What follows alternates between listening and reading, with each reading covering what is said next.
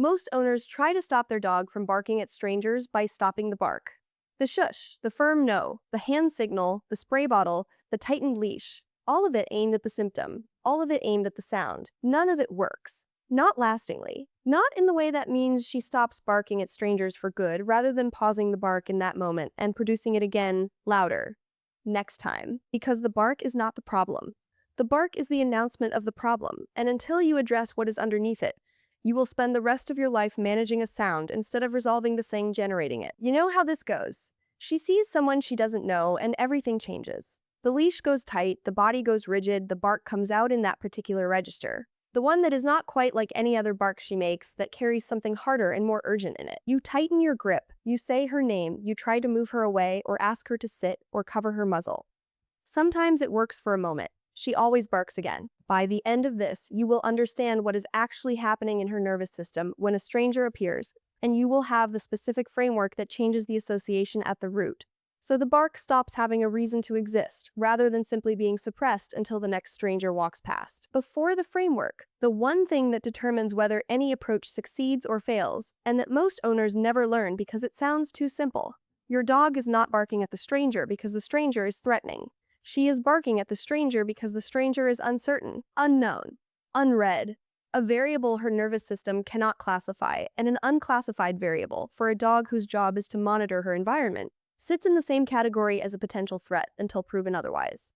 The bark is her nervous system's response to unresolved uncertainty. It is not aggression in most cases. It is not dominance. It is the sound of a dog doing the threat assessment job her biology assigned her, loudly in public, in a way that embarrasses you, but doing it because the uncertainty is real to her, even when it is invisible to you. The framework that follows does not suppress the assessment. It resolves it. It teaches her nervous system that the appearance of a stranger predicts something specific and good so consistently and repeatedly that uncertainty stops being the response the stranger triggers. A different response takes its place, one that does not involve a bark because a bark requires a problem. And after enough repetitions, the stranger stops being a problem. The first piece of the framework is understanding what the leash is doing to the bark. When your dog begins to bark at a stranger and you tighten the leash, which is the instinctive response, the response that feels like management and control, you are adding physical tension to an already tense nervous system. The tightened leash communicates, through the one channel that goes directly into her body, that something is wrong, that you are also responding, that the uncertain variable in front of her is significant enough for both of you to brace against. The tightened leash confirms the threat. A loose leash communicates the opposite. Not permissiveness, steadiness. The physical message that you are not braced, that you have assessed the situation and found nothing requiring tension, that the stranger is not worth the response she is producing. Your body, through the leash, is giving her information about the world. A tight leash says, "This is something." A loose leash says, "This is nothing. I have checked. You can stand down." This does not mean pretending the stranger is not there. It means using your own body's response as information she can read because she is already reading it, whether you intend to send the message or not. The second piece is distance.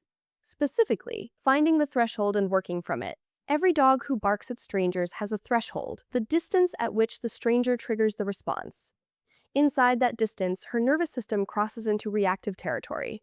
Outside that distance, the stranger is present, but the nervous system has not committed to the bark. That outside threshold distance is where the entire framework lives. It is the only place the following work is possible. This is the piece most owners miss entirely. Most owners try to work through the bark, standing at close range, waiting for the dog to calm, hoping exposure will eventually produce tolerance. What behavioral observation of dogs in systematic desensitization protocols has established is that exposure above threshold does not reduce reactivity.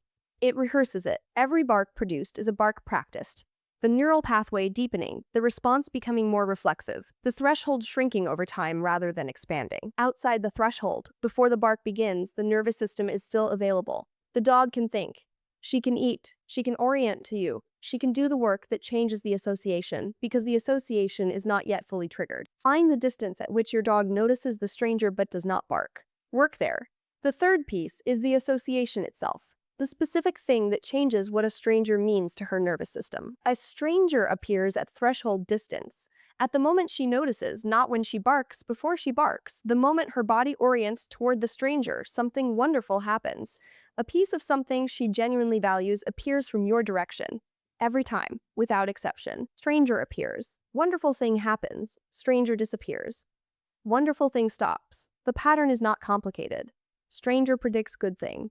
The stranger's presence becomes, across enough repetitions, the signal for something positive rather than something uncertain. Her nervous system, which is a pattern recognition machine, will update the classification, not because you told it to, because the evidence changed. Behavioral observation of dogs in counter-conditioning protocols shows that this association shift is measurable, that dogs who have undergone sufficient repetitions of this pairing show physiological and behavioral indicators of positive anticipation rather than threat response when the previously triggering stimulus appears. She is not being taught to tolerate the stranger. She is learning to look forward to them. The response changes because the meaning changes.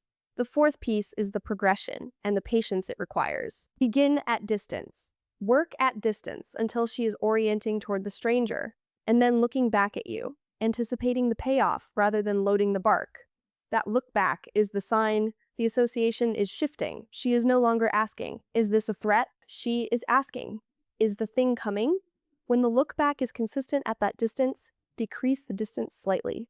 Work there until the look back is consistent again, decrease again. The progression is not timed, it is not scheduled. It follows her nervous system, not your calendar. Some dogs move through this in weeks. Some take months. The pace is determined entirely by the consistency of the work and the depth of the existing association you are replacing.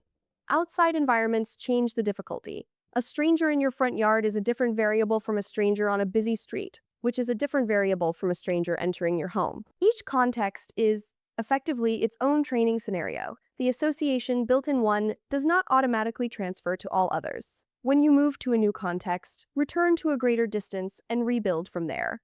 The transfer comes with time. It cannot be rushed. Most owners think the goal is a dog who tolerates strangers, who suppresses the bark, manages the uncertainty, white-knuckles it through the social interaction without producing the sound that embarrasses everyone. Flip that. Tolerance is suppression with better manners. It produces a dog who is holding something, always in the presence of strangers, working to contain a response that has not been resolved, only managed. That dog is exhausting to be. That dog is one overwhelmed moment away from the bark returning louder, because the pressure that had no outlet found one. What you are building with this framework is not tolerance. It is a genuine shift in what a stranger means to her nervous system. A dog who has made that shift does not need to suppress anything. The stranger appears and she looks at you because she has learned that strangers are the beginning of something good. There is nothing to contain because there is nothing negative to contain. That dog is not white-knuckling it through the encounter. She is waiting for the payoff. Think about what that shift would feel like from her side. Every walk that currently costs her something, the vigilance, the loading of the response, the bark that leaves her more activated than before it started. Every interaction with a stranger that currently requires her to manage an uncertainty she was never given the tools to resolve. Now imagine the same walk with the association changed. The same strangers, the same street, the same variables, but the stranger is now the signal for something good, and her nervous system knows it. And the walk is just a walk, instead of a series of threats she is holding herself together through. That is not an impossible dog. That is your dog, with the right history. The history you are now in a position to build. She is not a difficult dog. She is a dog whose nervous system made a reasonable association based on the evidence available to it, and whose nervous system will make a new association when you give it better evidence. She is not trying to embarrass you on the street. She is trying to do her job with the information she has. Give her better information. She will do her job differently. And one day, sooner than you think, a stranger will walk past and she will look up at you instead of at them. And you will know in that moment that the work was worth every repetition. What is the hardest stranger situation for your dog right now? The street, visitors at the door, or something else? Tell me in the comments. If this is the kind of understanding you want to keep building, subscribing means the next one finds you.